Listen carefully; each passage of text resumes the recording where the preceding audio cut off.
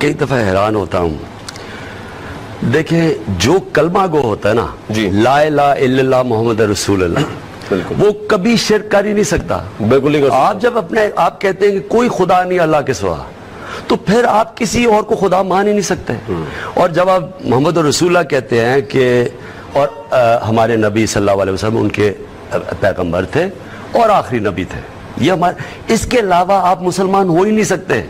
یہ جو آپ کا کلمہ ہے, یہ اگر آپ دل سے پڑھتے ہیں تو اس کا مطلب کہ اگر آپ یہ نہیں مانتے آپ مسلمان نہیں. سجدہ آپ نے کیوں کیا؟ اب میں آپ کو سمجھاتا ہوں. یہ سجدہ نہیں تھا. اچھا. یہ رسپیکٹ, عاجزی میں, عقیدے میں. بابا فرید شکر گج ایک ایسے اللہ کے قریب انسان تھے, ایک ایسے بڑے صوفی تھے جن کے اوپر میں نے بہت پڑھا ہوا ہے. میں ان کی دل سے رسپیکٹ کرتا ہوں. یہ ایک انسان عاجزی میں, ان کی چوکٹ پہ لوگ پیر رکھتے ہیں, آپ اس کو بوسہ دیتے ہیں. یہ سجدہ نہیں ہوتا. سجدہ صرف اللہ کے سامنے ہوتا ہے.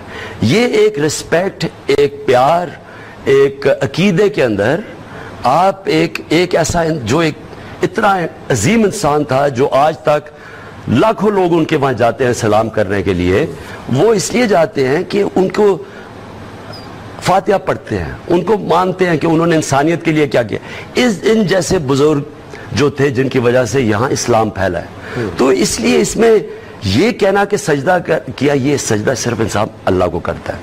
ہاں عقیدے میں اس کو بوسہ دیا وہاں جدھر ان کی چوکٹ تھی, یہ میں اللہ کے ایک عظیم انسانوں میں سے سمجھتا ہوں. اور یہ آؤٹ آف رسپیکٹ اور عاجزی. دیکھیں اللہ کو سب سے اللہ کو یہ بڑا امپورٹنٹ ہے, اللہ کو جو سب سے زیادہ چیز انسان میں پسند ہے وہ ہے عاجزی. جو سب سے بری چیز اللہ کو لگتی ہے وہ ہے تکبر. تو یہ جو صوفیزم ہے اس کی بیسس ہی یہ ہے کہ انسان اپنی میں ختم کرتا ہے. تو یہ ایک وہ سائن ہوتا ہے. تو آپ نے غیر اللہ کو سجدہ نہیں کیا, عقیدت میں کیا, اب یہ کلیئرفائی اور سجدہ نہیں کیا, ان کے چوکٹ کے اوپر ایک بوسہ دیا. جی. ٹھیک.